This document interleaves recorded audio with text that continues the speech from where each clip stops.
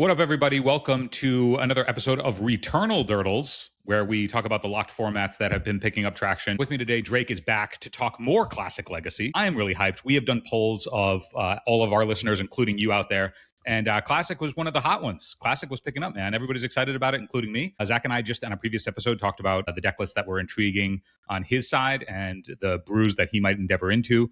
He was talking Death Shadow. He was excited about Rug Delver. He was like, how do I do this without actual factual Delver of Secrets? So like, Canadian Thresh, what do we do? And that started to pique his interest pretty big. And me, I love spinning some Sensei's Divining Top, which we'll talk about a little bit. But, welcome back to the pod, my guy. Well, thanks for having me yet again. Happy to push this format and be an advocate for it and talk about all of the great things that makes the format as good as it is. I've been playing a good amount, both in paper and Magic Online in the last, I think it's probably been about a month, maybe, since we've recorded, 3-4 weeks anyway. And I've probably had another 200 or 300 matches. Hell yeah. Of Classic, which is like a lot. And I have like 7 or 8 decks on Magic Online. I've been playing the format a lot. I got some reasonable takes, and yeah, I've been uploading videos to YouTube, just like recording random games on Magic Online. That's been good. Just playing a lot of decks. Speaking of you uploading those videos, where can people find those videos? I think my YouTube channel is Swagohod MTG, SWAGOHOD MTG. If you just look up Classic Legacy, I'm sure that there's a bunch of videos. I've been grinding the content. What's the brews that have been inspiring you these days? So I don't know if you've, I'm going to casually move my head over and let the camera focus on something else in the back here. I don't know if you're familiar with the greatest tournament report of all time, which is arguably, it's about as good as Who's the Beatdown. There is a tournament report on MTG The Source by none other than Sean O'Brien, Ned Leeds. Is this the High on Mushrooms tournament report? No. That one is also great though. Yeah, that one is great. That one's incredible. So, yeah. This one is called 5-3 I'm a Juggernaut, and it is basically Sean playing an all foreign, various languages, mono white prison deck with like 4 suppression field, 4 windborn muse, a bunch of things that would give opponents GRVs back in the day, and that would lead to game losses, which would lead to match wins for Sean. It's a fantastic read. It is good. So I've built a few different mono white Stax lists. Unfortunately, the 3 or 4 players that I've been playing with on Magic Online have had to experience Stax, both good and bad.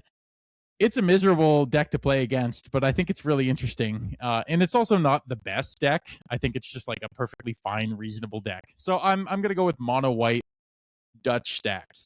Nice. And I honestly think that Stax is not really an experience that people get to play against these days. So in actual factual Stax decks, not just I think that, and we'll talk about this later in the episode, but you play a lot of pre-modern. That card design is, Wizards has made it abundantly clear they don't want that card design. But it is everywhere in pre-modern, and it is like a format identity, is like land destruction, ruining people's days, discard like crazy. Like, have you ever played against Pit Rack? Awful experience, but like, oh my god, is this a fun way to play the game? Not every match, but every once a week at a local, you'd be like, okay, I'm in for the Pit Rack match. This one is going to be cool. Finding the right high-end cards for legacy, vintage, pre-modern, or old-school Magic can be challenging. That's where friends 3-for-1 trading come in. 3-for-1 trading is buying all Magic the Gathering singles and entire collections, big and small. They're one of the top trading card game traders, buying way over 1 million Magic cards a year, and they are more than happy to make you an offer on your cards. In addition to sending in your cards, you'll also have the chance to sell and trade them at MagicCon Atlanta, taking place from September 26th to 28th. Huge thanks to 3-for-1 Trading for supporting the Legacy community. Now back to the show. This one is going to be cool. The disparity is back in the pre-modern times, and to some extent these other locked formats where you get to play with the older card pool that's still relevant. The way that they designed cards were about resource management and navigating resources and resource denial, and in a lot of ways, puzzles that you have to endeavor or tension that you have to play through. And design nowadays is more so about resource accrual. So everything is just resources. Get resources, and you're trying to out-resource your opponent but you're all flush. You all always have a ton of resources unless you're playing combo and trying to kill them. But yeah, in these days where you're like, yep, I'm going to scalpel you with a bunch of different tools that are going to prevent you from being able to navigate the games the way you want, and it's going to be a tight squeeze. And if you can do it and play through it, great. But otherwise, I'm going to choke you out. Yeah, and it's fantastic. I've been playing around too with Tanglewire. Mhm, That's a card that, like, maybe in Elves and Pre-Modern, some Elves decks play them, but Yeah, there's like, some floating Goblin Welder yep, lists yeah, that'll yeah, yeah. like bounce in and out, but they're pretty low tier type stuff. But they dabble Yeah. every once in a while. But like, you build your deck to play that. You play Mhm. Crucible of Worlds, you play Chalice of the Void, you play these things that you can tap that aren't an issue. A Trinisphere, again, great card design where if it's tapped, the effect isn't there. I have won a few games in the past month where I end step ice their Trinisphere, and then on my turn I'll play like 2 or 3 Tarmogoyfs. And then just like go, you have to beat this. Yeah. And it's really cool. Anyway, going too far off the beaten path, that's kind of the brew space that I've been living in. But what got me there was using old deck lists as a baseline. And so in 2009, there was an SCG Open where some guy beat Canadian Threshold in the finals, and he was playing that mono white Dutch stacks. And then you kind of look at Sean O'Brien's list, 5-3, I'm a Juggernaut, and kind of combine the two. But the interesting thing about Classic Legacy as an archetype and why I think it's a very cool format and a fun to explore format is that people may not realize you can look at, tcdex.net/legacy archive and go back through all of the lists. But what you'll notice is lists are strange and they're different. And that's because the rules were different back then. So Ooh, Phil, tell me you've more been about playing that. for a long time. I sure Yeah. have. So you remember the legendary rule, the original legendary rule. I where remember if I have a multiple legend Caracas in rules. play. Exactly. If I have a Caracas in play in 2010 and you play a Caracas, what happens? They both go away. They both go away. Exactly. They both die. And so you look at in the same with other lots of legendary cards saw play. Venser, Vendilion Clique, Jace the Mind Sculptor are probably like the most notable legendary permanents. GJ, yeah. Is arguably one of the most iconic legendary permanents, and like that destroys combat math in Classic Legacy. Like that card is such a beating. If you're playing a control or a creature mirror match and one person has a JIT and the other person doesn't, it is so over for the guy who doesn't have a JIT. Yeah, It's bananas. that's the breaker. That's why you play it. Exactly, right? And that's why you play your own copies too, right? Like it's literally 2 mana, I'm going to vindicate your JIT. So Interesting. How tell me how is that? Because the legend rule before that was if you had a legendary permanent out, your opponent could just not play their copy. They just weren't allowed to cast it. It was like they like Right, seal yeah. of whatever. Like you just had it sandbagged in your hand. Hopefully you were on the play, and then they updated it to I believe in, you know. Yeah, in 2010, it was if you have a Jace the Mind Sculptor in play, and then I have a Jace, and I play a Jace the Mind Sculptor, I am effectively spending 4 mana to vindicate your Jace the Mind Sculptor. Yeah. Both of them go to the graveyard, which is fair, balanced design. But what's interesting is when you're looking at these like 4-color countertop decks from the era, you see that like, okay, they're on 3 Jace, maybe they're on 4 Jace, but that was mainly to deal with more opposing Jaces than it was to have your own Jace. As much as it was, hey, I get to have my own Jace. It's one of those like, I'm going to pay 4 mana to get your Jace off the table if I'm behind. It was also the time where it was the subtype, right? Like, so people would play in that era, like, it came after, and it was in Lorwyn, right? Yeah. So baby Jace Beleren, where people would play Jace Beleren as a 3-drop to get under their opponent's Jace the Mind Sculptor so they couldn't play them. Or at the time, then, it would vindicate both of them. Yeah. That was another thing too that was reasonable. But now you look at some lists and they would have those cards, and you're like, okay, this isn't worth it. And then the other interesting change too. So in addition to the legendary rule being completely different, is damage redirection to planeswalkers 16 years ago was huge. So people may not realize this. I think they made this change like really late in the game, like 2017 or something. They didn't want to overhaul. They didn't want to like do they were. Like, my understanding was that they were sandbagging that change because they didn't want to do the overhaul errata to like the entirety of the game's existence because of planeswalkers. So that rule was in place, so they didn't have to change. Lava Spike can deal 3 damage to target player or planeswalker. It was just a target player, and so they inadvertently in that rule, like to a player, it also meant that you could redirect it to a planeswalker, and they thought that was a way to circumvent it. And then as the game progressed, they were like, "This is just so messy," and like messes with designs that we're trying to do. And then there's things like, I remember like people were playing Witchbane Orb or like Leyline of Sanctity, although that's not Classic Legacy legal unless you're going to the December 12th tournament in Atlanta. that Sean is putting on, where he's including M11. Leyline of Sanctity is another thing where I couldn't, chain lightning my opponent and then redirect the damage to Jace the Mind Sculptor if they had that in play. Solitary Confinement was another card too, where like you as a player have Shroud. And so you couldn't redirect damage it would keep Planeswalkers in play. I don't know how much that actually came up, but that ruling was like Flame Rift could hit Planeswalkers. The redirection rule and being able to protect yourself and thereby protect your other planeswalkers, flavorfully, it made sense in the world of like, yeah, we are all planeswalkers playing against each other, and now we have a planeswalker aligned with us, and they are fighting a battle alongside us. And if we have something that protects us, then it would protect them as well. Like flavorfully in the lore of like when the game was first designed, that all made sense, and that's why they leaned into it, like for flavor. And then they just recognized that the gameplay of it became pretty tedious. Right. And then future design on cards too, right? Like it's always something that you have to consider. They made the change, whether you like it or hate it. It is something that affected deck design and deck building back then.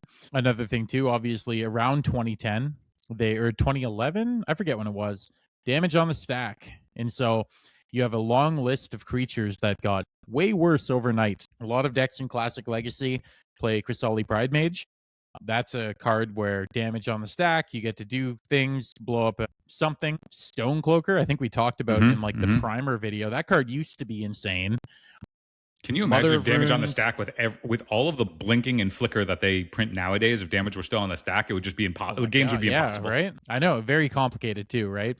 Mother of Runes, Mog Fanatic, the list goes on and on of like creatures that lost some power. They're still very good. And they're still very playable. Bloodgrass was crazy. Like, yep. And so you'll see a lot of decks from the 2010 era playing, like the Goblins deck. I don't ever remember if it, mained for Mog Fanatic, but it definitely had more than the one or two that you would opt to play now. So that's a notable change. And then I would say arguably the most important change is the London Mulligan. Because, well, we play Contemporary Legacy, whether it be reluctantly or not, but we know how good the London Mulligan is and how unpunishing your first Mulligan or even two is. Like, I play Painter. I play an Ancient Tomb deck, which can unmulligan you with Phyrexian Dragon Engine too. But the London Mulligan in general is the most powerful Mulligan rule that has ever existed. And yeah, in the actual time when jump back in the timeline to when we were playing this format for real, it was Paris Mulligan still, right? Or was Paris not introduced yet? I don't even think it was Paris. It was just you draw 6, you draw 5. Okay, so there wasn't the follow-up, yeah. So for people who don't know, the Paris Mulligan, the Mulligans are named after when they were introduced alongside a Pro Tour. So like the rule change would be alongside a Pro Tour. So the London Mulligan is because that was where the Pro Tour was. The Paris Mulligan, because that's where the Pro Tour was. The Paris Mulligan was the Scry. So you'd mull to 6, but then get a Scry before they then updated it again to the London Mulligan, where you just get to look at a full 7 before.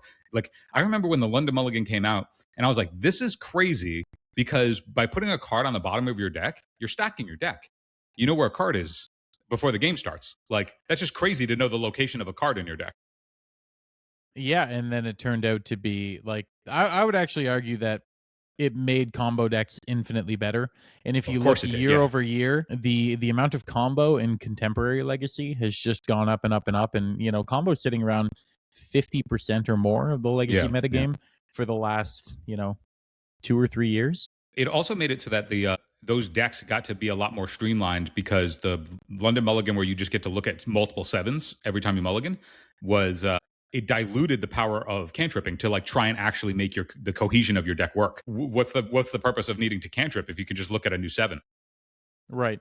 And it also increased the power of ley lines too, which typically are used to counter combo. So, I mean, there's give and take, but I'm mostly going to argue it's a negative change. But I do like playing games, and I think that not only is the London Mulligan rule, when everyone is having a fun, fair time in the Magic world, and everyone is signed up to play a good old grind fest, which is what Classic Legacy really does do for the most part. There are some decks that are very strong and that are combo decks, but for the most part, it's very much like, I'm punching in with the Tarmogoyf. I'm going to hit you with the Knight of the Reliquary. I'm going to put a Jit on a Chrysali Pride Mage. People, that's kind of what people are signing up for when they're playing this format. But it does create the least amount of non-games, which, Yep. you know, obviously back in the day, it would be like you mull to 5, you're batting like, you know, 200 to win anything, right? Like it's not good. So London Mulligan, that's important. Damage on the stack, that's important. The damage redirection to planeswalkers, also important. And legendary rule. So when you look at decks from 2010, you got to really consider that, you know, these decks are built with a specific rule set in mind and also a specific knowledge. Because, and this is the most important, this is arguably the most important thing, Magic players have gotten really good at nerding out and figuring out how to properly build decks. Eternal Durdles is proud to be sponsored by Moxfield. Moxfield is the best Magic the Gathering deck building website on the internet. You can create, share, and find decks from Commander to Legacy and even fan-supported formats like Pre-Modern and Old School. You can see all of our decks on our Moxfield. Follow the links below to stay tuned. So we understand heuristics better. You know, like back in the day, you would hear this all the time. You got AJ Soccer on AJ TV saying, this is the brainstorm the best brainstorm is the one you never cast. And, you know, you've heard this your entire life up until probably Orcish Bowmaster, right? You don't cast cantrips willy-nilly. It's just the nature of how you cantrip. And, you know, like you got to get the maximum value out of every cantrip. If your brainstorm isn't an ancestral recall, quote unquote, then you're doing it wrong. You're losing percentage points. But like now you kind of understand that like, this is time to aggressively brainstorm and play like a nimble mongoose and then pass the turn, stifle their fetch, and now I'm off to the races, right? Yeah, I would argue that like at the time when all of those heuristics were sort of at the forefront of everybody's mind, it was also because we hadn't lived in a world where card advantage was just so freely available. Like not everything was card advantage. And so as a result of that, if you could leverage your cantrips like Brainstorm into really, really improving your card quality at any point during a game, that was so powerful compared to now all of your, the power level is more or less like obviously way higher, but like because you can accrue so many resources, it's also flatter at a higher level.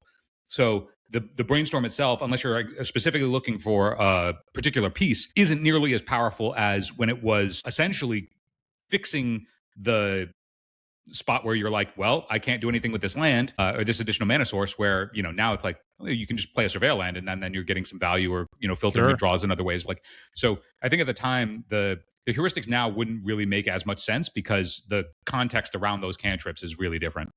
Yeah, 100%. And so looking at that as well with like cantripping heuristics, I saw so many Canadian Threshold decks that had 4 volcanic islands, 4 tropical islands, and 6 fetch lands in a 4 brainstorm, 4 ponder, 4 nimble mongoose deck. And like, I know when I started playing Canadian Threshold, David Kaplan wasn't on that at all. Like that, he was on 3/3 and 8 fetches. And that was the way it always was. But there was a time where people were playing 8 dual lands in the deck. And like, that is most certainly wrong in a 4 brainstorm, 4 ponder, 4 nimble mongoose deck. It's crazy to even think that people did that. And they did that for years. And so like, I'm always I wonder, do you think, like, I always wonder, because when we look back and I've talked about this a couple times on recent episodes where it's just like, yeah, like, did we know, like, what didn't we know back then? Like, you know, obviously we get better over time, but like, were we so much worse then than we are now that like those types of numbers, like the number discrepancies there would really have been jarring? Like, I was trying to think back to old Miracle lists before Ponder was fully adopted. And like why people would play like 2 ponder, a ponder, like it just seems crazy that like you wouldn't do that. But at the time, I think it's also because you played more expensive spells because the format wasn't like as capped. Like you could play 4 drops, you could reasonably maybe play a 5 drop, and so like just naturally hitting your land drops had more value. And I wonder if like that's where they sort of sift through their numbers too. But like nowadays, like anybody showing up without their 4 ponder, you'd be like, what are you doing, man? Like. Yeah, it's just a different world. And like I listened to probably about 6 months ago, there's a really good Everyday Eternal episode. I don't know if I talked about this on the last one, where Julian got like every good Miracles player at the time to jump on a pod and talk about Miracles throughout, like do like a history of Miracles. When was this? It's really worth the listen if you haven't listened to it. Was this recent? No, this is like got to be like 10 years old now. Okay, like, And it's but it's just all the good minds behind the deck that built the It's deck. like Philip and Claudio and Anu and Sam. Literally, and, yeah, exactly. And so it was very, very good, worth the listen, because again, it gives you good insight into like, what did we think was going on? Were we wrong? Some things I look at and I'm like, that's wild, but then I'll play the deck like 4 or 5 times, and that one of card that I thought was awful will be like, oh, this card's actually insane. Like, yeah. this dude has a Nomad Stadium in his Dutch stack, but like one time against Threshold, I gained like 30 life with just Crucible of Worlds Nomad Stadium, and I'm like, man, like this guy knew what was up, dude. one of the aspects of like ever since really being a fan of infinite game theory and how to apply that to Magic in any way, even though you have the clock, so inherently it's difficult to play in an infinite game, but nobody was really doing that back then. Like that just wasn't something that was at top of mind at all. And as I've been looking at like countertop decks to play in Classic Legacy, I've been like, okay, well, there's a reason to go into black, because you really like, it's really nice to have Dark Confidant or discard in the matchups, or red is really nice for Pyroblast, or like being able to wear tear something is also really positive. Wear tear not legal, by the way, or not wear tear, which we call it Ancient Grudge.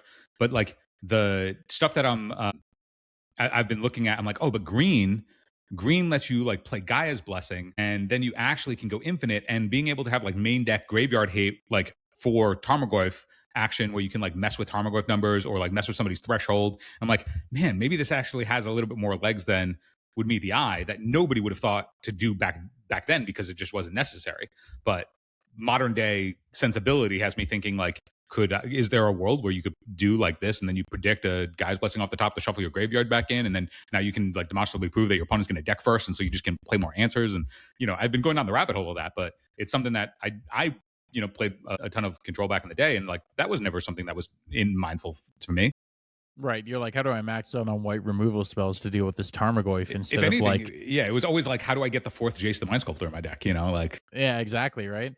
And so, okay, looking at there is a dude in the Classic Legacy Discord. I'll shout him out because we play a good amount on Magic Online. His name is Mike Oxlong. I think he's a Spaniard, and he plays the most wild decks. He is in love with like Life from the Loam, Cephalid Coliseum with Mox Diamond and like Jace the Mind Sculptor. Come on, and dude. It's kind of like a Strifo pile, like Chase, right? It's like a Strifo pile, but like 7 years earlier. And like, yeah, you don't have Dak with like Punishing Fire, Grove of the Burmwillows combo, but like Cephalid Coliseum and Life from the Loam and Jace the Mind Sculptor and like Knight of the Reliquary, Punishing Fire, still Swords to Plowshares, playing every color but black. You have 4 Mox Diamond in the deck. I'm like, this deck eats any fair deck alive. Is it not no black, not even the splash for the Bajuka Bog? No. Well, maybe that, but like I'm not entirely sure. Yeah. His deck though was wild, and it just like chewed me up. And the whole time I was like, I don't know how I beat this deck. Yeah, this deck is insane. It's very greedy. The answer is like, how do you beat it? You beat it with like Blood Moon. But Blood Moon. I was looking at a lot of lists that were playing a lot of back to basics. Like, yeah. And so like that's another thing too, is I'm looking at these decks, and like back in the day, nobody played basic land. Like there are just blue-white decks, or like an Esper deck, and it's like 4 Tundra, 4 Sea, 8 fetches, couple Wastelands, couple other things, and you're like, I can guarantee you that's wrong. Like we're in a 4 Wasteland format, and you're out here like, oh yeah, well, what if I just had a lot of money in dual lands?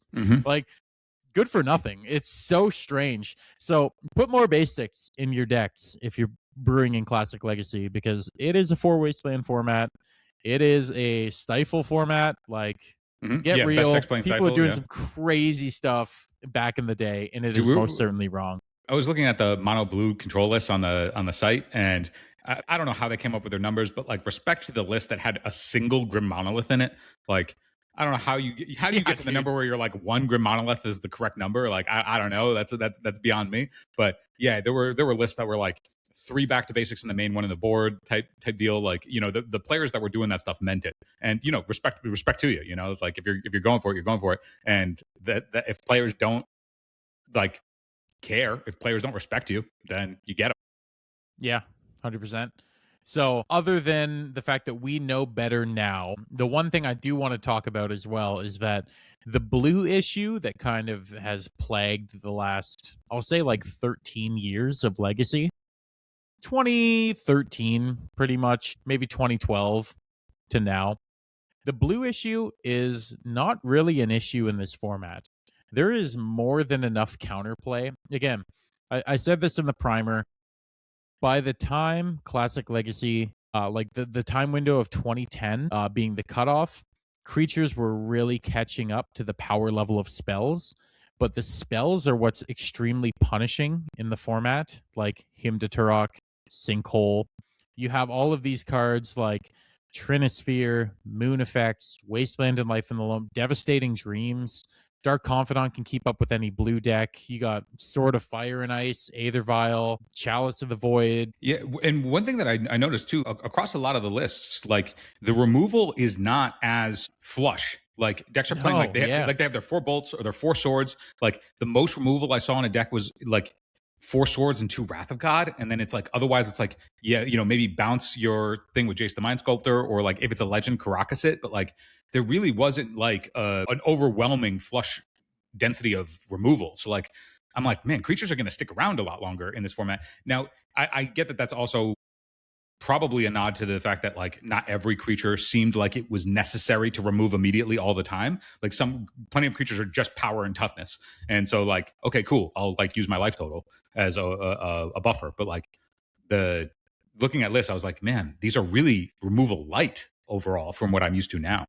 Yeah, they very much are. Or like the removal just isn't good. Mm-hmm. Like you look at like a deck like Bug Deed Still, which is like a very classic Landstill control deck, has like 4 Innocent Blood, maybe a Diabolic Edict, a couple Ghastly Demise, or like a Smother or something, and then it has 4 Pernicious Deed. That is probably the most removal in any deck in the format. Mm-hmm. The whole deck is draw cards, counter spells, play a Jace the Mind Sculptor, kill creatures. Respect that game.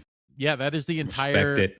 Yep, it's incredible. And like I've noticed not really a whole lot of humilities floating around in the format, despite being an absolute pre-modern all-star. Also, not a whole lot of Mishra's factories in general, too. That's surprising, isn't it? A little bit. I play 2 in my Stax deck, and I'm not too sure if it's it's fine. There's something like just putting a blocker in the way of like a blocker that will trade with like a Nimble Mongoose at any point in time, because it'll always be a 3/3. It'll stand in the way of Dark Confidants. Like it seems like pretty solid. Like it can also trade with a Pride Mage, if they want to destroy it, or if they want to just get tango with it.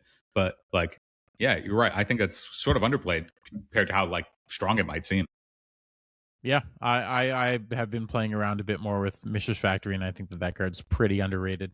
But back to what I was saying, there's a lot of counterplay, and cards were very, very mean back in the day. Like, again, we talked about pre-modern at the beginning with like, Oath of Druids and Pit Rack, and, like you've probably lost to Ponza, or like the Goblins deck where, you get like Wastelanded, and then they Rashad and Port you for 17 turns while just smacking you with a bunch of 1/1s, right? Like the decks are fundamentally different with the play style that Wizards has said, like, I don't really want this play style to exist in Magic nowadays.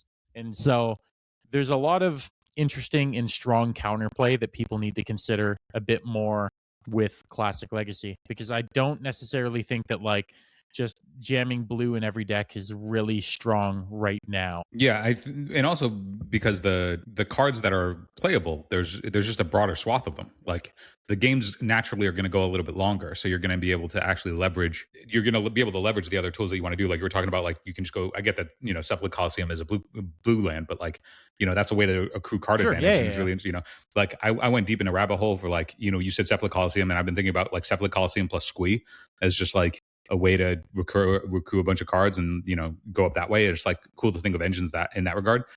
But yeah, I think that the brewing in this space, I think, is where I'm most interested in seeing off of what we know now, and as Classic Legacy starts to pick up more and more in popularity. Also, shout out to Duress Fest. Everybody should support that on Kickstarter, because we're going to have side events for Classic Legacy at Duress Fest, which is going to be awesome. So, I mean, tentatively, it's got to actually make the threshold that it needs to fund everything, but that'll be really cool. And I expect to see a lot of decks that just like maybe never existed at the time, like actually show up and be like, oh man, how do we never know that this was possible? Because so many more things seem possible. Yep. And I've noticed too that a lot of guys have gravitated. Typically, people join the server and they're like, "Hey, I'm really interested in Death Shadow in this format," and it's cool that people are interested in that. And the pieces were pretty much there the whole time. I think I talked about this in the primer, and it's been good. It's been kicking my ass online. Tom Metelsky, I Be True, has gotten me a few times now. We got some like notable names too in the Classic Legacy Discord that have joined in the last little bit. A lot of some GP winners, some GP top 8 competitors, like some Eternal Weekend players who are, strong finishes, and people are interested in this format. It's really good to see the growth. I think during the cast last month, it was at like 250 players or something. The Discord is now at over 430. Yeah, it's awesome. So like it has doubled. Some of the stuff that I wonder if we were to take stuff that has worked more in the present and then consider if it would have worked in the past, and did we just miss it this whole time? So do you remember in the previous Legacy format when Reanimator was around, and it was the 10-card Reanimator package and 2 Reanimate Archon Atraxa? Now I get that those threats are crazy, and okay, they effectively win the game when they touch the board, but like even if you didn't have those threats in Classic Legacy, was there a world where people could have just been doing 4 Reanimate, 4 Entomb, pair of fatties, and just added that package to decks and been just crushing people? So I think that this actually kind of gives away a deck that I was brewing for. Oh, sorry about it. No. It's fine. It's fine. The world needs to know about this.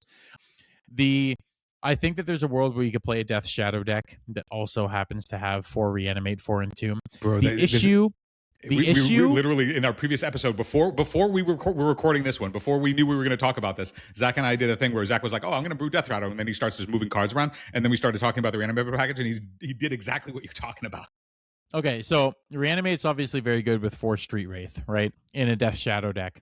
However, the issue is I can't find a creature set outside of Iona and another creature that is like objectively just like, Tidespout Tyrant was one of the creatures I was looking at.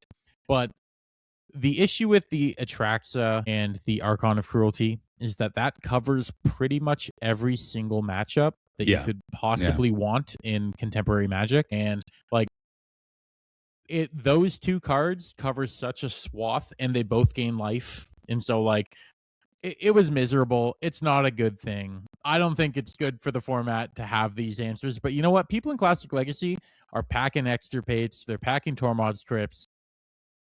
It's one of those things where, like, I'm not a big fan of the Juke game design. The Juke deck design. I always thought it was kind of lame. And I think it's just too powerful now because all of the spells are too powerful. Sure, yeah. But that being said, you're missing some key things. And you know what? Maybe you reanimate Iona, and then the next turn I just slam Jace and put it back in your hand and laugh at you. Yeah. And just you jump through all these hoops, and you're getting that Iona sitting in your hand for the rest of the game. Yeah, it's like you got to name white if you're playing against that, so they turn off Source of Plowshares, but then, just get it. Exactly, right? And so, there's counterplay to pretty much everything, even Tidespout Tyrant, right? Like we're living in a world where like you don't have Psychic Frog or anything anymore, or just like the most insane cards. Like I guess people were playing like Tainted Indulgence and some other things for a while there. I forget what they were playing towards the end of Reanimator. Hell, here's the thing, man. It's like you could go when Vintage played Dark Confidant, Tinker Blightsteel, and you just ran that risk. Like you got to mean it, right? So just in your Reanimator package here, just play Dark Confidant, and if you flip over Iona and take 9, like them's the breaks. Them's the breaks, right? That's what you signed up for. Greatness at any cost, right? Any cost, guys. So all right, you're talking about you guys brewing and doing your Reanimator stuff. Phil, you're obviously very interested in Countertop. Sure am. Yeah, I've been thinking deep on it, my guy. Yeah, you're Inception. The whole thing is just the top. Your life is just the Sensei's Divining Top at the end of the movie, and you're just waiting for it to just look at the top 3 and flip a card. And no. You don't have miracles to flip, right? But what are you thinking about doing? It looks like you're enjoying the show. Support Eternal Durdles by becoming a member of Patreon or YouTube. The Durdle Maniac tier gives you early access to every video completely ad-free. You can level up your game with our Masterclass tier, which includes everything from Durdle Maniac, plus access to our complete library of deck Masterclass episodes, deep dives into Magic's most iconic archetypes. Your support helps us create more for you, join us and become a member. So I was thinking, the thing that had popped out to me, the more and more I was looking at, lists and, the things that you need to combat, there were some amount of like, okay, what are the things that you actually need to be able to beat, and what are the tools to beat those cards? And there was argument for splashing a bunch of different colors. There was, I don't think that there was really enough. I don't believe there were enough tools in just blue white to cover all your bases. I think the splash is really necessary, but the splash then has a bunch of different ways that you could go about it to solve some problems. And part of it is like, if in modern day control stuff, you can sort of blank the removal in game one by just not playing stuff that turns it on. But in this format where you kind of need to respect the planeswalkers, like you need to be able to take out Jaces. So like there weren't really many main deck tools to do that. And the format was wide enough that like it's kind of risky to play Pyroblast main board. So you kind of want to play your Vendilion clicks. You want to play like some amount of creatures to, actually attack planeswalkers. But then I was like, okay, if you're in that space, I really want more removal. I don't think 4 Swords to Plowshares is enough to cover all your bases. And if you only have a couple of Wraths, like especially against port decks that can keep you off of those sorcery speed, like heavier cost spells. So that's why I went into Gaia's Blessing. I was like, well, main deck Graveyard Hate is a valuable tool to have. Like I'm happy to have that. And then being able to flip my graveyard back into my deck, that way I can, continuously find all those tools with the cantrips and Jace the Mind Sculptors and stuff. So I was interested in looking into that space. But then I was also like, well, post board, if you don't play the creatures in the matchup and they board out all of the removal, then there's reason for Tarmogoyf, there's reason for Dark Confidant, there's reason for Stoneforge Mystic, there's reason for, if you're playing the Green Splash, to go into Knight of the Reliquary or to go into Quasali Pride Mage to double dip on your disenchant slot, while also being a creature that can attack planeswalkers to try and narrow your slots down. So there's like a lot of churn to think about. And all while this is happening, I'm also looking at these lists that are like all these back to basics, ports, blood moons, and I'm like, okay, well, none of this is free. So like, where is the balance actually got to be had? And it's been a really, really intriguing puzzle to try and figure out. And of course, like I have to get in a bunch of reps and probably do a little bit of losing to figure out what the correct spread for the CMC on Counterbalance is. I think a lot of decks are just sort of like all the good cards plus Counterbalance. And I think when you're playing Countertop, you kind of get rewarded for having specific tools at CMCs to line up against particular matchups. And then when you sit down across those matchups, to know that like you want to find those CMCs to line up against critical spells and float them. And I think that's thinking a little bit deeper on Countertop than what these deck lists sort of suggest to me, that are playing just like a lot of 4-ofs all the way down to the best cards. I think you get rewarded for maximizing the correct spread against the metagame you anticipate. So there's a lot of tinkering to be had. I saw Trinket Mage. Oh my god, dude! I'm so high on like what I could do with Trinket Mage in this format. Yeah, Trinket Mage is a absolute all-star. I think that card is pretty underplayed as well, especially if you're playing like, if you're already in the 3 color, you can play like 3. You can even cut down on the top, but you can play like 3 or 4 top. You're probably a 4 top person all day. Anything else is sacrilege. Yeah, but thank you for recognizing. You get the package. Oh yeah, you get the package of like engineered explosives. You can play like a relic of Progenitus main deck in this format is like really good. Pretty insane. At worst, it's just cantrips. Like, there was also like reasonable.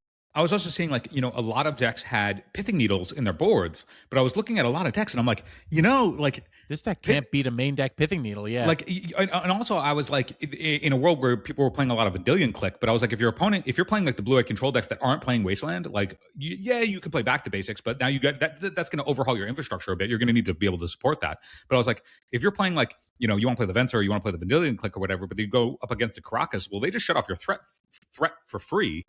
But like, if you had a means to turn that off, and so I was like, you could play Trinket Mage and then just have this Pithing Needle floating somewhere in your deck, and against a bunch of matchups, it's just going to be your best card because you're pre-boarded. Sort of like the Urza Saga technology, but like taken a little bit forward.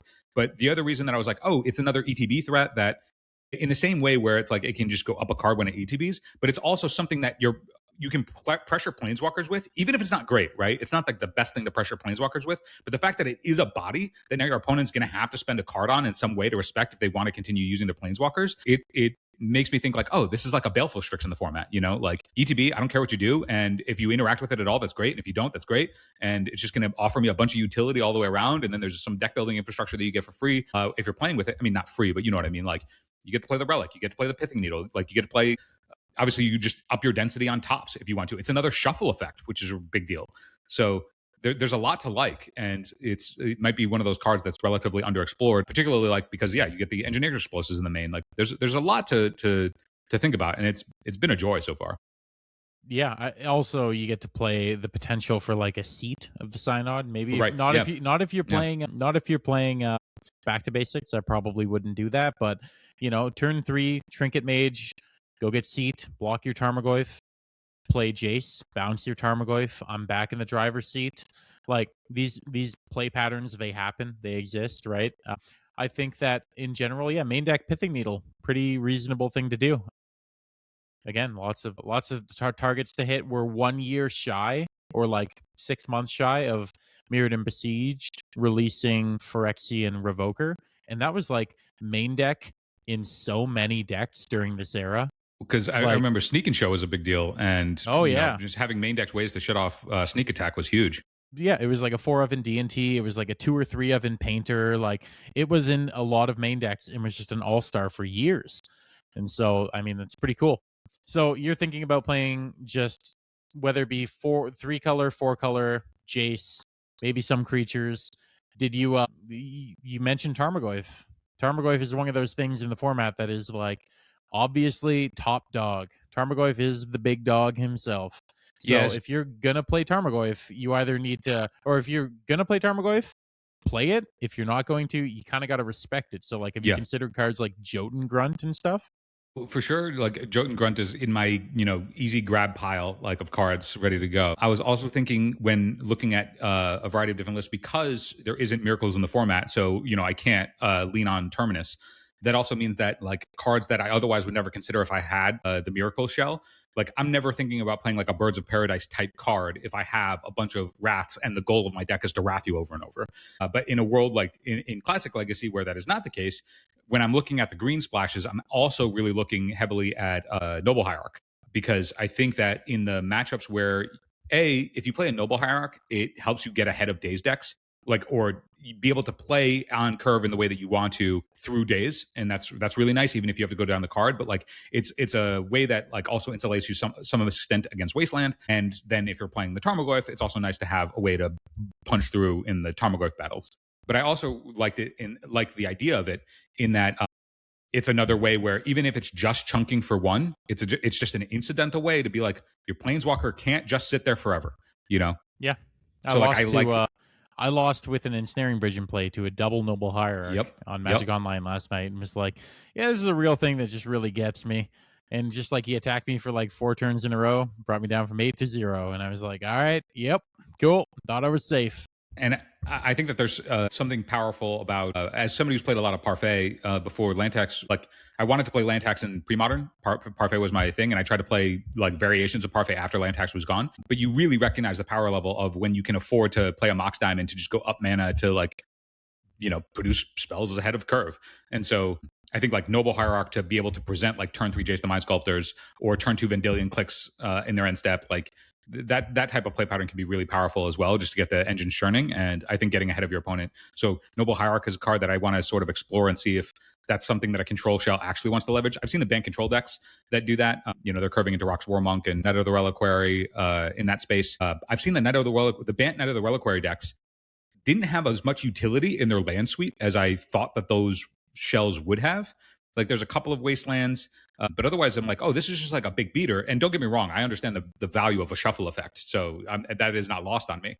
But it made me go like, I wonder what other utility lands are available, because I would see like Karakas, a couple Wastelands, but like nothing like there wasn't the like Sajiri step as just a way to protect itself in matchups. Where if it's untapped and you just let it sit there and it like now they can't move, like there is that technology that's in your colors that I didn't see in a lot of deck lists. So I'm like, I think that there's also room to explore the Knight of the Reliquary packages. That'll be really interesting as well. I also wonder if in that space, then there's a world where crop rotation can be a utility piece, even in a control shell. If the mana bases also offer you a bunch of tools in ways that weren't available otherwise, like, Bajuka Bog for main deck Graveyard Hate is really nice. And if you have crop rotation to be like, well, I'm playing a bunch of Vendilion Clicks, so I'm playing the Venser package, and being able to find my Karakas is going to be really powerful. But so is having main deck instant speed Graveyard Hate, or so is having like, or like even Bog in the sideboard, right? Something that like, you could get, 100%. Or like if Tarmogoyf is such a huge deal, like, okay, find this Maze of Ith and figure it out, my guy. Like there's a lot of things that I think are underexplored that I'm curious to see where people sort of sift as the format grows and people are just trying out more things that we know to be technology that is discovered since, how much that impacts the format going forward. And I'm thinking that the first place I'm starting is probably going to be in the Gaia's Blessing space, because without access to like reliable ways to break up the mirror, I respect the mirror, which is probably I respect it probably too much, but I would really like to have like access to Crows and Grips. And so, you know, the draw to Noble Hierarch and Gaia's Blessing and Crows and Grip is really the like space where I'm going to. And then that does open the door for like the sideboard Tarmogoyf type stuff if you need to like close the game stuff faster. Like that. You get like Ground Seal. Like there's some pretty busted cards that are very good in the green. Have you? So you mentioned land tax too. Land tax notably legal in this format. Yeah. Has anybody brewed Parfait in Classic yet? I don't know. Leave it to some disgruntled pre-modern player to do so. I mean, I think it's pretty reasonable. Notably, during the Classic Legacy era, it was not legal. It was unbanned in like 2011 or 2012. And I remember Reed Duke, he top forward the SCG Players Challenge, I think, with a land tax Miracles deck. And the classic move of play a fetch, pass, and then they play their second land, and then you fetch, fail to find, and then Ancestral on your upkeep. Yeah, I mean, it's something. I don't know how good it actually is in the grand scheme of things, but I mean, it's something to consider. There's also additional card advantage sources with AK and Predict. Yep. Those are both legal, and I think everyone who plays pre-modern kind of knows how good AK is. Yeah. In Intuition, like the Intuition packages, like there might be something to be had there to explore there, because without like Veil of Summer being able to just blow that card out, like there might have been space to explore that was underrepresented, you know, in the before times. Speaking of without Gush, it becomes tricky to do the land tax thing, but you do have the other bounce spells like Daze and Thwart, and then like other utility lands that you could play, like you have the Undiscovered Paradise from tech from pre-modern, but in that space also Weathered Wayfarer, don't see much of it. Yeah, I mean, the Maverick deck plays 4 or 3 of them, and it is a beating. I played against like a beating. It seems so good. Yeah, I played against the Maverick Master himself, Achilles 27, and I think he like 4-1'd me. I gave him like a league so he can experience the format, and I think he 4-1'd me. He got me real good, and Weathered Wayfarer is insane. Yeah. So good in the Maverick deck. Speaking of too, I get that like top is legal in the format, and that's attractive, but not every deck wants to be doing that type of thing, especially if they're playing like chunkier creatures. And I think that like at the time, I remember in the before times when I would be playing blue-white against whatever, the card that I feared more than any other in like main board was like, if you stuck a Sylvan Library against me, I was like, that is a force of will target on sight. And I see like one Sylvan Library here and there, but I'm like, I think there's like a 4x Sylvan Library deck that has yet to be discovered, in the same way that like, you know, when pre-modern was started and then people were like, oh, you're playing Terrageddon, like play the 4 Sylvan Library. It's your best spell. Like, of course you got to, because if they sword your thing and you gain 40 life, it's like, okay, cool. Like I'm just going to Ancestral for the next 5 turns. And in my mind, I'm like, I think that Sylvan Library is a big deal that is also underutilized in these deck lists that I've been looking at, because it's really tough to play main deck enchantment hate or main deck artifact enchantment hate. So there is a weird amount of like every deck that I play against seems to be playing Chrysali Pride Mage. That being said, I think it's so good, right? Because it's so good. There are so many cards, and like decks are on main deck Trigon Predator as well. Yeah, it's another card that like is legitimately good. Going back to like curving out properly with Counterbalance and top, you know, you need to make a concession for the fact that like people know how to play the format now.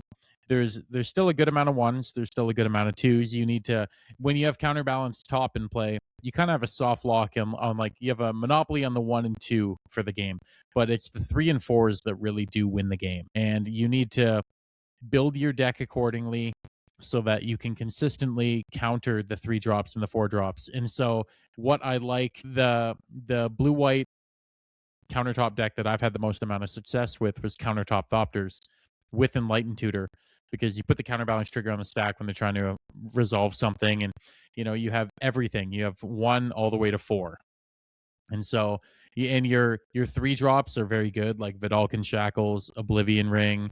Your 4 drops are like Humility, Moat. Your 1 drop, you get to play Porphyry Nodes. Yep. You ever play that card? Yeah. Of course I have. I have an altered Porphyry Nodes, my guy. I'm ready. Perfect.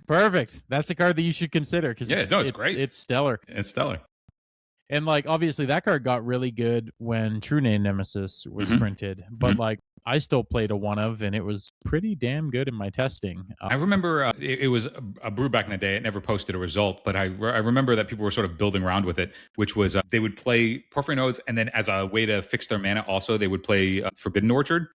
And so they Okay, could sure. keep their Porphyry Nodes alive to prevent their opponent from ever like casting another creature. So like you'd give them a 1/1, it would die, and if they played another creature, you just wouldn't use the Exotic Orchard for a turn or Forbidden Orchard to nuke that creature. And so it was this like, okay, this abyss is just sitting on the table forever, and now you have to deal with the Forbidden Orchard before you can deal with the like play a creature. And I was like, That's oh, that's cool. I was like, that's pretty cool tech. Like you gotta mean it. You know, you gotta Yep. care about it. Like you know, there's gonna be times where you don't draw the Porphyry Nodes, or it's not gonna be relevant. And you're still giving them 1/1s, and you got to deal with that.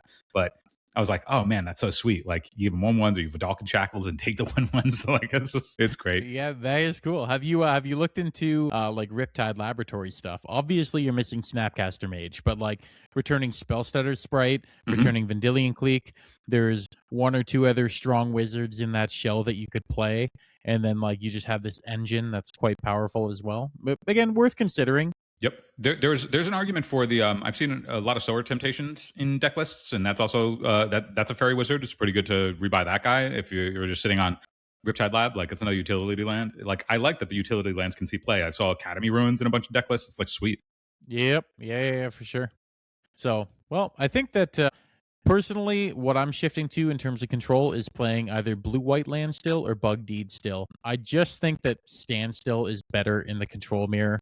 I know that Inaki in the Discord has been talking a lot about Ancestral Visions, which is Mhm. legal in the format, Mhm. and you know he thinks it may be better than Standstill. I'm not entirely sure. I just like Standstill. I like the art. I've liked that card forever. I played Vintage Champs for many years playing blue-white Landstill, and I think I haven't had as much success as I remembered with Countertop, and maybe you'll be the one to break it. Who knows? Yeah, I But mean, I'm it's on certainly I'm on the standstill train. it's certainly the thing I'm going to play a ton of. I think that Landstill also, I mean, we're talking about Mixer's Factory. Like, you know, I think the difference between Landstill and Ancestral Vision is Ancestral Vision doesn't ask as much of you in your deck building. It's a raw, if you can afford to just go down a card for a couple turns, for the 4 turns, it's a long time. But like, if you can afford to do it in your build and that's what you're designed to do, like, you'll get paid off. Whereas like Standstill, it's like, yep, you kind of need to be playing the Mixer's Factories or, you know, the Celestial Colonnades or what have you, you know? Yeah, you know what? So I've been playing a Creeping Tar Pit in Bug Mhm. Deed still, but maybe I should put a Celestial Colonnade in blue-white land still. I mean, Creeping Tar Pit, I mean, that was when you were playing a Jace mirror, like the Creeping Tar Pit was the thing that broke it open, you know, like respect to Creeping Tar Pit. I remember that pretty distinctly. Unclear if Teferi's Response is the card that you want to play somewhere in your 75, but like there's still Rashad Ports and Wastelands around, so like, you know, it's not necessarily the worst. And like as you mentioned, Sinkhole is also a card in the format, so the Sinkhole is very real. So other than that, I hope you end up brewing something nice. I hope. Are you going to Duress Fest? hell yeah, come on. Okay, If anything, I'm like really excited about. I'm more so excited for Duress Fest and the Pre-Modern Championship, but because there's going to be the side events for these formats, like Classic, like I'm very excited to go and play Classic Paper in a major venue. Like I think that's going to be so cool, and I think that's also going to just beget more and more paper tournaments, and that's like I would love to live in that space, you know. Yeah, I have a. There's a chance I make the drive. It ends up being about 18 hours for me. I mean, so like, I think you got to fly at that point, man. Like. Oh, dude, no, it's so expensive flying out of Canada. I got to drive like 4 hours south and then leave my car and pay to park and fly, and it's awful. I think you just commit to driving and then you have a car. What's the going rate? Is it more expensive to fly than it is to just pay for the gallons of gas that it's going to take to drive 18 hours? Oh yeah, Canada sucks for flights, man. Oh really? It doesn't even make sense. Where somebody could reasonably fly into Boston for $300 round trip on a weekend or whatever. I think at bare minimum it would cost me about $750. Is there access to? Do you have access to a train that would make it so that even if you have to spend 18 hours, at least it's passive, so you can like sleep and stuff? No shot. Unfortunately, Canada is just like we're the worst for all things transit and ways to get around. So I own a car. If anything, I would drive. It's an endeavor. I'd have to figure it out. But I think I have 2 weeks left before they increase the price from 135 to 150, I think. There's a few weeks left. Yeah. Either way, Yeah. everyone There's go a- support yeah. Duress Crew. They do good shit. They're They the do best. good shit. Yeah. They do good shit, and they're all good people. And go listen to Hardcast, which is the best named podcast. Yeah. How did they get this 15 years after Magic podcasting? Oh my god! It's been right there. It was right there the whole time. Right there the whole time. Like that Death Shadow deck. Oh my god. It's been there the whole time. And I think that there's so many decks that have been there the whole time that we're going to discover in Classic Legacy. Somebody's just going to show up and be like, how have you guys not been doing this? Somebody who just out of nowhere, somebody's going to come and be like, this has been here, And Yeah, I'm 100%. so excited for those moments, when they happen on coverage and people are like, wait, what? We could have been doing this? I mean, that's pre-modern. That's why pre-modern is so exciting, right? Yeah. All of the cards have been legal the entire time for any deck that's been banned, and it took people almost a decade to figure out the parfait deck or something, right? Yeah. Right. It's crazy. It's crazy. So I mean that's exciting, and the fact that the guys who run Classic Legacy can manage the ban list accordingly. If something is too egregious, they can put a pin in it. Yeah. So I mean, that's there's good. the world of natural order decks that I'm like, I don't know. There's got to be a better natural order deck than we realize that is around. I don't know what it is because I'm not a green mage really, but I'm sure that picking up your deck and Tinker is a powerful card, man. Tinker is a very powerful card. Absolutely. I guess the best thing, I've been playing a lot of Survival Elves in paper, and Regal Force is the most fun card. Oh yeah, where dude, you just draw drawing 13. cards. Yeah, just draw all those cards. Man, yeah, draw all the cards. And all right, on that note, yeah, let's get out of here. Dude, thank you so much for coming on the Thanks pod for talking having me on Classic the Legacy. cast. I hope you come back because this is always great to talk more Classic Legacy, especially now that we've got Eternal Durdles, which is talking about all the locked formats, including Classic Legacy, Peak Legacy, and we'll get way more of that action. We hope that you guys all enjoy this content and will want more, and give us the feedback, get in the comments, let us know. If you want to write anything Classic Legacy like Drake has, and you will just go over to Eternal Durdles, hit the submit article button at the top of the site, and we will publish anything that you want to talk about with the format, whether that's deck lists or reports or brews that you're thinking of. What are the cards we haven't thought of yet that are really great? Get in there. But otherwise, Drake, where can people find you? Swagger Hot MTG. I got a painter podcast called Painting by Numbers.